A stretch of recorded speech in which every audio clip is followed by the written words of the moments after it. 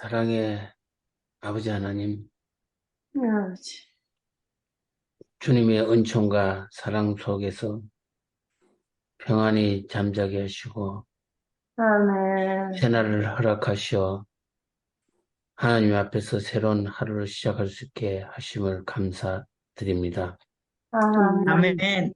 오늘 하루의 삶도 주님의 말씀 안에 거하게 하시어 바른 아멘. 판단력과 분별력을 주시고 아멘. 어렵다 칭함을 받은 자답게 살게 하여 주시옵소서.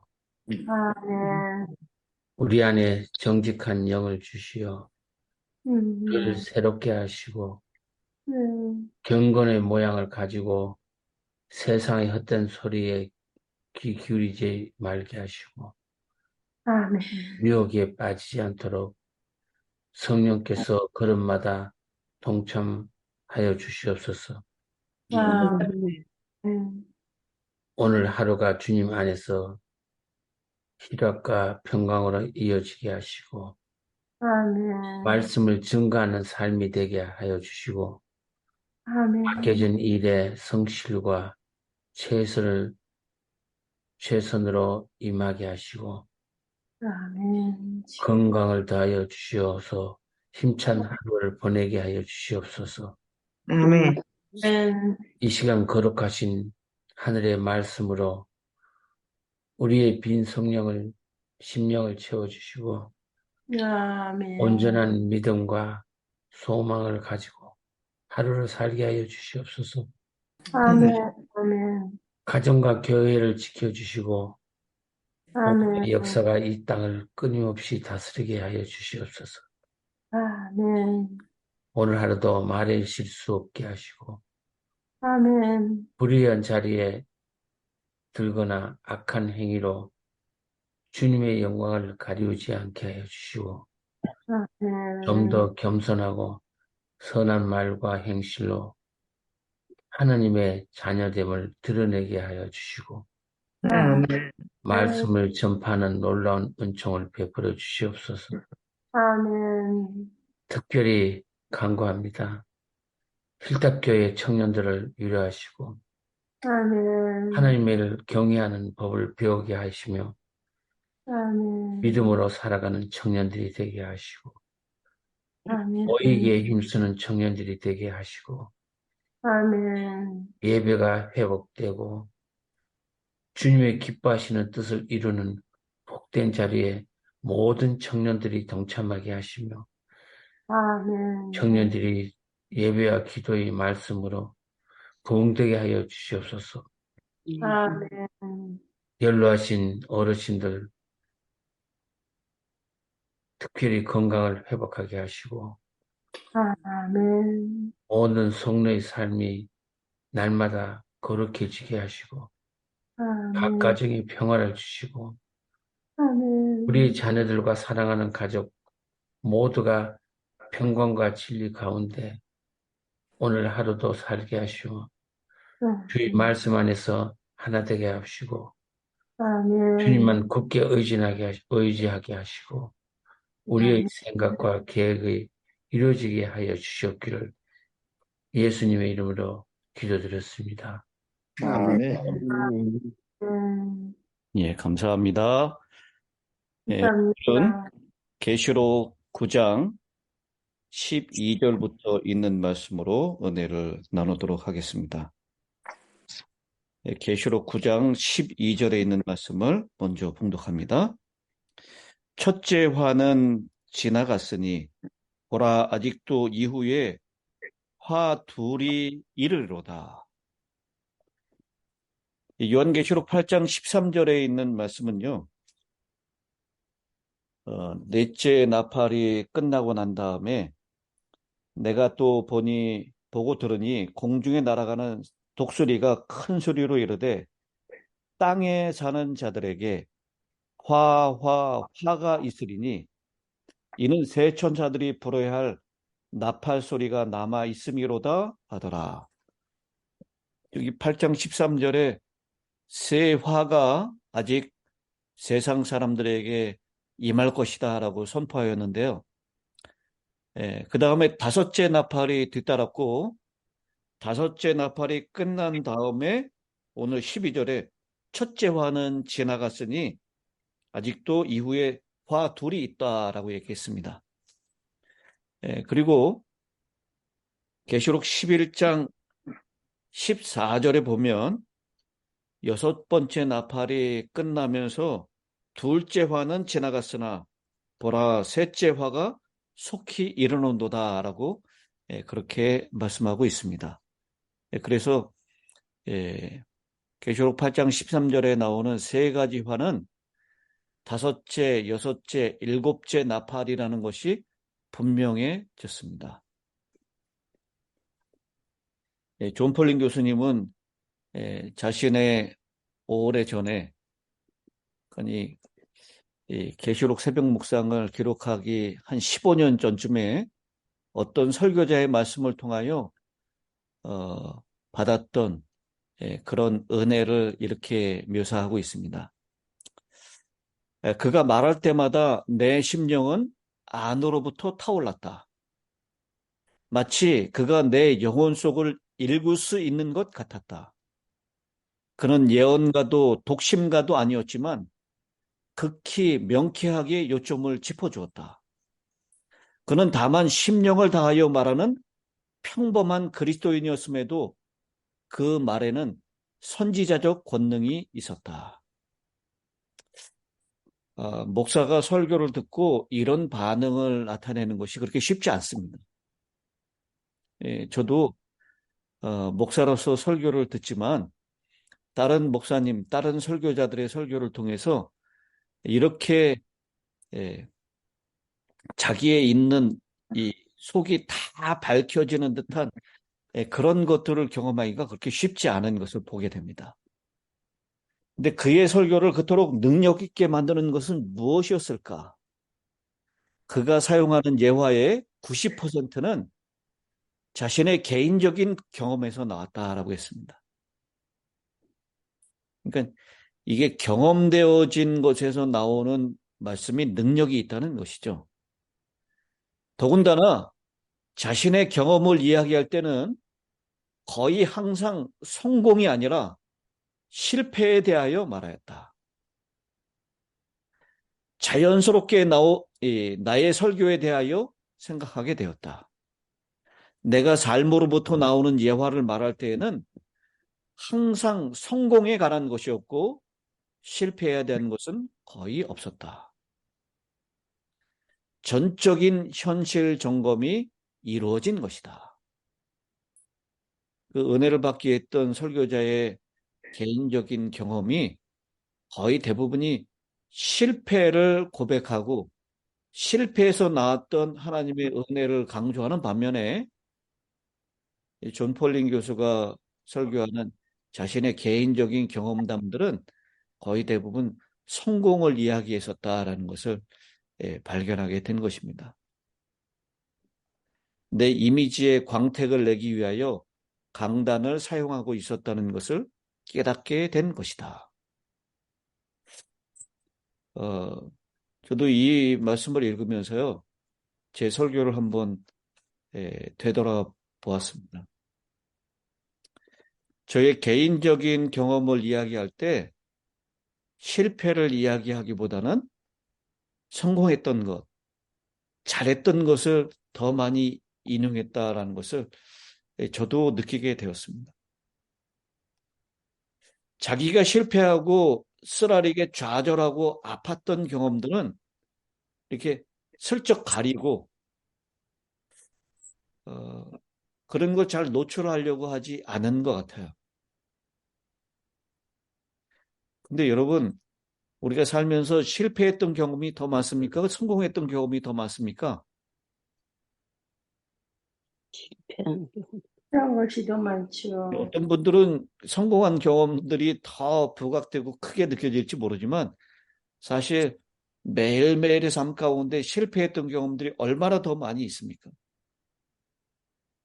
근데 여기 표현대로 자신의 이미지에 광택을 내기 위하여 강단을 사용하고 있다는 것을 깨달았다라는 것입니다.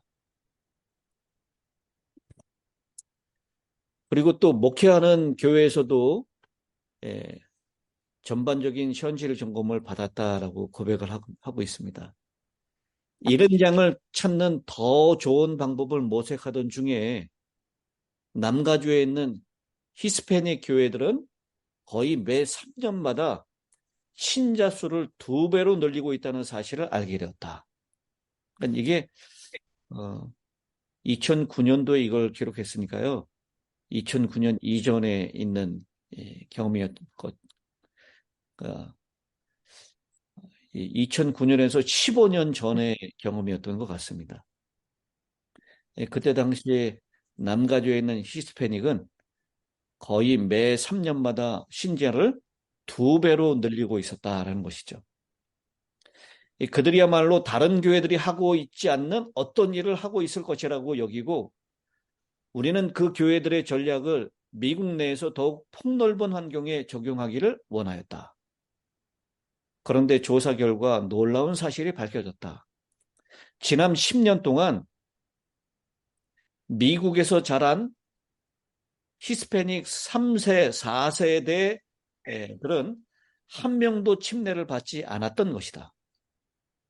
그 교회들의 성장은 바로 신주 이민자들과 그들의 자녀들이 받은 침례로 인한 것이었다. 히스패닉 교회들의 성공을 미국의 주류 환경에 있는 교회에 옮겨 놓을 수는 없다는 것이 분명해졌다. 우리 한국 재림교회, 미주에 있는 재림교회도 거의 같은 일을 경험하고 있죠. 한국에서 이민자들이 유입되고 그 숫자가 많고 그들의 자녀들이 있을 때는요, 교회가 북적북적하고 성장하는 것처럼 보였습니다. 그러나 한인 2세들, 3세들, 4세들 가운데서 침례자는 거의 나오지 않고 있었다라는 것이죠. 이런 경험들을 통해서 우리의 현실을 제대로 볼 수 있었던 경험이었다라고 얘기를 하고 있는 것입니다. 성경에 있는 각 부분에 있는 교훈은 디모데후서 3장 16절에 있는 것처럼 교육하기에 유익하게 기록이 되어 있습니다. 그러나 어떤 특정한 말씀은 특정한 상황에 적용되는 것이 분명합니다. 5째와 6째 나팔과 같은 구절은 특별히 가족을 사별한 자들을 위로하거나 외로운 자들을 격려하지는 않지만 자기 만족에 빠져 있는 사람들을 흔들기에는 상당히 유용한 말씀이다라는 것입니다. 오늘 하나님 외에 형통하고 자기를 만족시키고 자기의 소원을 이루고 또 그것이 하나님 외에 잠시 동안의 만족과 쾌락을 주는 일들을 추구하는 사람들, 그런 사람들은 자기의 소원을 이루는 것 같지만 그의 결국은 고통과 쓰디쓴 미래가 예비되어 있다라는 것을 이 5째 나팔과 6째 나팔은 우리에게 분명히 말씀하고 있습니다. 이 나팔들은 우리의 현실을 바로 볼 수 있게 하고요. 상대적 번영이 가져올 수 있는 환상을 바로 직면하도록 권유하고 있습니다. 우리 모두는 이 현실 점검을 통하여 우리의 실상을 바로 알고 그리고 우리가 지금 상대적으로 이 땅에서 번영을 누리고 있는 듯한 그것에 대한 실상이 어떤 것임을 그리고 그 결과가 어떻게 이루어질 것임을 분명히 깨달아야 할 것입니다. 13절, 14절 오늘 분명히 5째, 6째, 7번째 나팔이 전부 다 화다라고 표현하고 있습니다. 사람들은 그것이 복이라고 생각했을 줄 모릅니다. 그런데 그것이 현실을 냉정하게 살펴보니, 그리고 곧 이루어질 미래의 결과를 살펴보니 그것은 이 땅에 사는 자들에게 분명히 화가 된다라는 것을 말씀하고 있습니다. 13절, 14절을 보겠습니다. 여섯째 천사가 나팔을 불매, 이제 두 번째 화에 대한 얘기입니다. 내가 들으니 하나님 앞 금제단 네 뿔에서 한 음성이 나서 나팔 가진 여섯째 천사에게 말하기를, 큰 강 유브라데에 결박한 네 천사를 놓아주라 하며. 우리가 어제 배웠던 다섯째 나팔의 이 악마적인 재앙은 수많은 사람들이 죽기를 구해도 얻지 못할 정도까지 이르게 한다라고 했습니다. 전갈이 사람을 쏠 때 괴롭게 함과 같이 괴로움을 주고 있고, 사람들은 그 괴로움 때문에 죽기를 구하지만 죽지 못하는 형편이다라고 얘기를 했습니다. 그런데 여섯째 나팔은요, 우리 15절 내일 다음 주에 살펴볼 내용이지만 사람 3분의 1을 죽이는 일을 했다라고 얘기를 하고 있습니다. 죽기를 구하는 인류의 3분의 1의 소원을 들어준 것입니다. 근데 그토록 두려운 여섯째 나팔이 어디에서부터 나는 음성으로부터 시작합니까?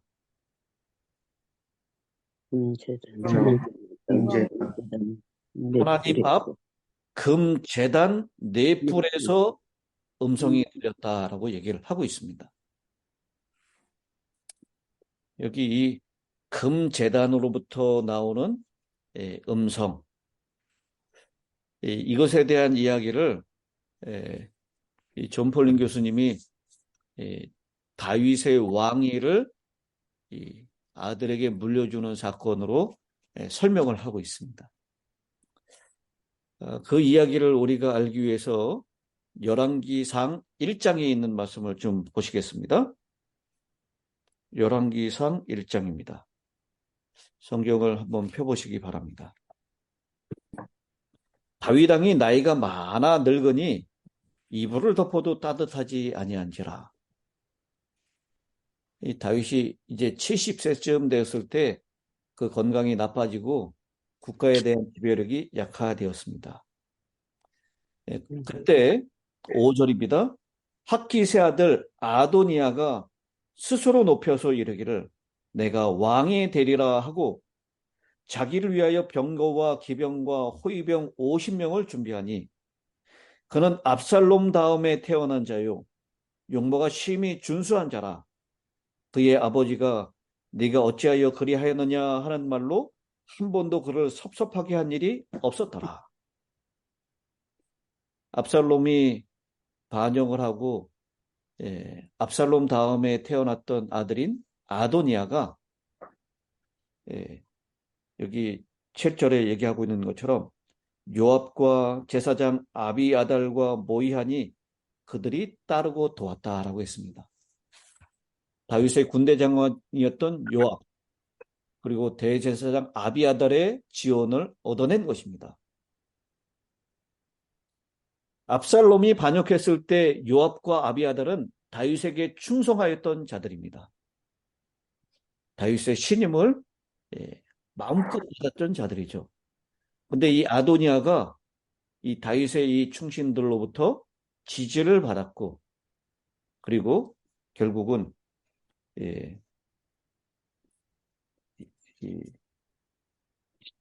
여기 나와 있는 표현대로 아도니아가 자신이 왕이 되었음을 선언합니다.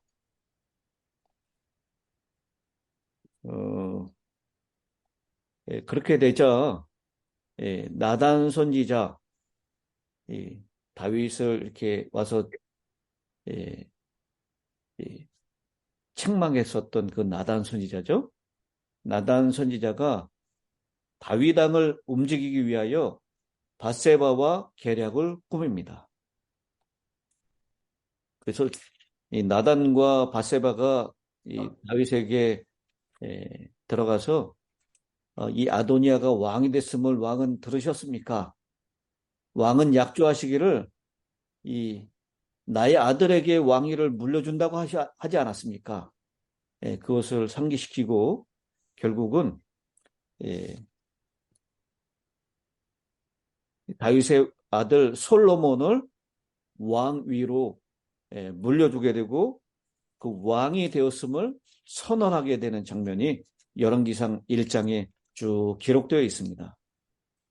근데 이렇게 되자 이 솔로몬이 대관식을 경축하는 소리가 이 아도니아와 그의 추종자들에게 소리가 들립니다. 그래서 그 소리 때문에 결국은 이 아도니아가 그리고 그의 추종자들이 겁을 먹고 다 뿔뿔이 헤어지는데요. 이 아도니아가 달려갔던 곳이 어디입니까?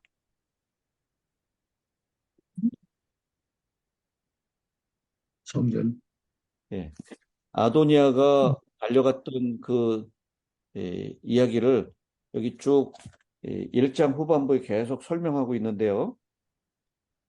50절에 보면 아도니아도 솔로몬을 두려워하여 일어나 가서 무엇을 잡았다고요? 제단뿔을 잡았다라고 얘기를 하고 있습니다. 바로 이 제단뿔을 잡았다라고 하는 것은요, 하나님의 보호를 간청하는 행위입니다. 그래서 솔로몬은 아도니아의 행위를 존중하여 앞날에 선한 사람이 된다는 조건으로 그를 살려주었습니다. 오늘 계시록 9장에 등장하고 있는 이 여섯째 나팔, 이 여섯째 나팔에 제단의 뿔에 대한 언급이 있는 것은 그 재앙 속에 은혜와 접촉할 자리가 들어있음을 말해주고 있습니다. 구원으로 들어가는 문은 아직 닫히지 않았습니다. 지구가 마지막을 향하여 달려가고 있습니다. 그리고 다섯째 나팔보다도 훨씬 더 끔찍한 재앙인 여섯 번째 나팔이 임하고 있습니다. 사람들 3분의 1을 죽이는 두려운 그런 재앙이 다가오고 있지만 이 마지막 때에 하나님은 회개하여 제단의 뿔을 붙잡는 자들에게 하나님의 구원하시는 은혜를 베풀어 주신다라고 하는 것, 그것을 나타내기 위하여 이 여섯째 나팔이 바로 하나님 앞에 있는 금제단 네 뿔에서 음성이 났다라고 하는 것으로 적용을 하고 있습니다. 이건 우리에게 큰 은혜가 아닐 수 없습니다. 여러분, 제가 여러 번 말씀을 드렸지만 일곱 나팔은 은혜의 시기가 끝난 다음에 이르러고 있는 일곱 재앙하고는 다릅니다. 은혜의 시기가 맞춰지기 전에 있었던 일곱 인이 뛸 때의 사건과 유사한 형태를 띠고 있는 말씀이죠. 이 나팔은 재앙이 임했다라고 하는 것을 강조하기 위한 것이 아니라 이 나팔을 통하여 하나님의 백성을 보호하고 이 나팔의 소리를 듣고 회개하기 위한 하나님의 은혜의 도구이라고 하는 것을 꼭 기억해야 될 필요가 있습니다. 아멘. 그래서 이 여섯째 나팔을 설명하고 있는 우리 9장 20절, 21절에도 보면 회개하지 아니하였더라, 회개하지 아니하더라 라고 하는 표현을 하고 있어요. 그러니까 나팔의 목적이 이 땅에 살고 있는 하나님을 대적하는 사람들을 심판하기 위한 목적이 아니라 더 큰 목적은 그들로 하여금 무엇하게 하기 위한 것입니까? 회개하기. 회개하기 위한 목적이었다라는 것입니다. 그리고 이 나팔은 이미 말씀드렸듯이 다섯째 인을 뗄 때에 제단 아래에서 우리를 이 원수에게서 신원해 주기를 어느 때까지 지체하시겠습니까? 라고 했던 성도들의 기도의 응답으로 이 나팔이 주어졌다라는 것입니다. 아멘. 우리의 생애 가운데 여전히 하나님의 음성을 듣고 회개하는 것은 가능하고 아직도 구원의 문과 은혜의 문은 열려 있다라고 하는 것을 꼭 기억해야 될 필요가 있습니다. 아멘.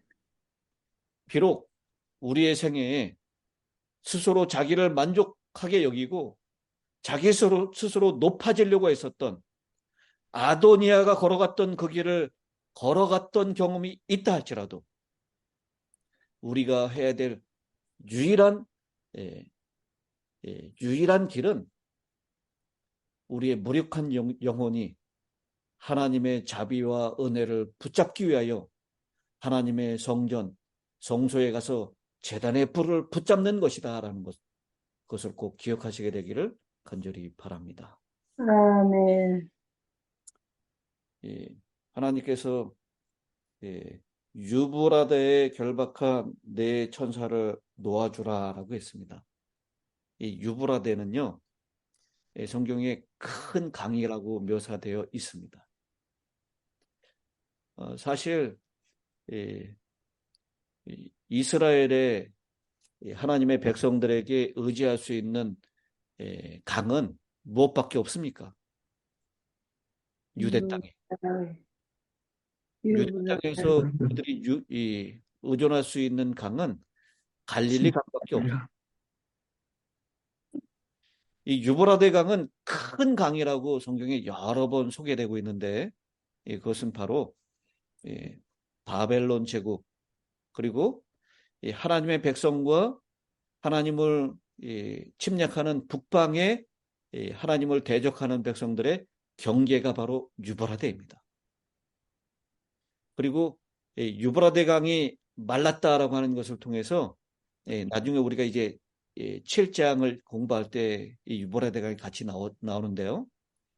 바벨론이 페르시아에 멸망할 때 바로 이 유브라데 강 강줄기를 돌려가지고 그 난공불락의 성 바벨론 성을 침략하는 데 성공하지 않습니까? 그래서 이 유브라데는 상징하는 것이 인간이 줄 수 있는 모든 풍요, 인간이 의존할 수 있는 모든 경제적, 군사적인 모든 힘들을 얘기합니다.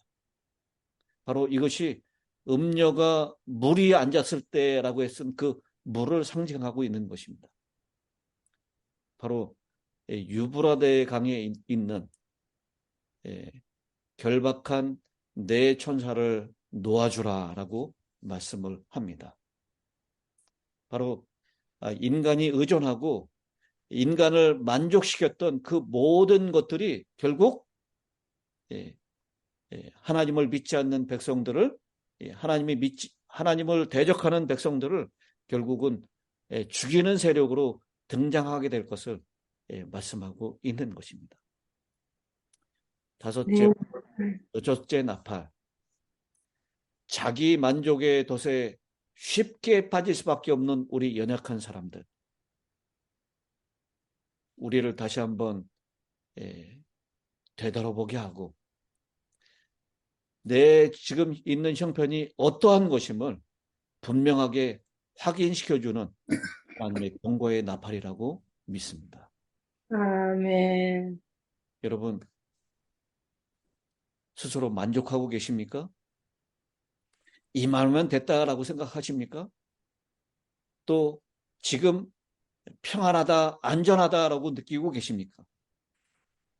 오늘 다섯째와 여섯째 나팔의 경고를 듣고 우리의 실상을 바로 알고 우리가 살 수 있는 길은 성소로 나아가서 하나님의 은혜의 불을 붙잡는 길밖에 없다는 것을 꼭 기억하시는 우리 모두가 되시기를 간절히 바랍니다.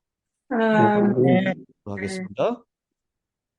하늘에 계시는 아버지 하나님, 우리가 의존하고 우리를 평안하고 안전하다고 느끼게 했던 그 모든 인간적인 장치들은 다 흔들릴 것입니다. 아멘.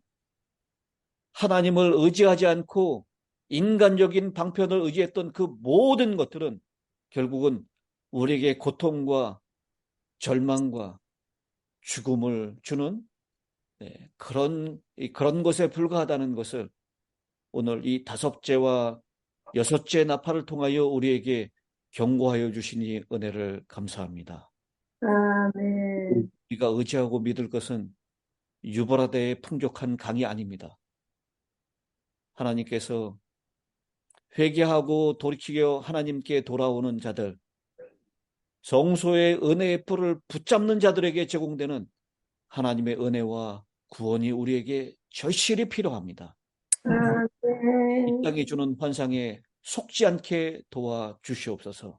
아멘. 이 땅이 제공하는 잠시 동안의 거짓 평안에 만족하지 않도록 도와주시옵소서. 아멘. 마지막 때에 흔들릴 수 있는 모든 것은 다 흔들리게 될 것입니다. 아멘. 흔들리지 않는 하나님의 든든한 말씀의 기초 위에 기초를 세울 수 있도록 은혜 허락하여 주시옵소서.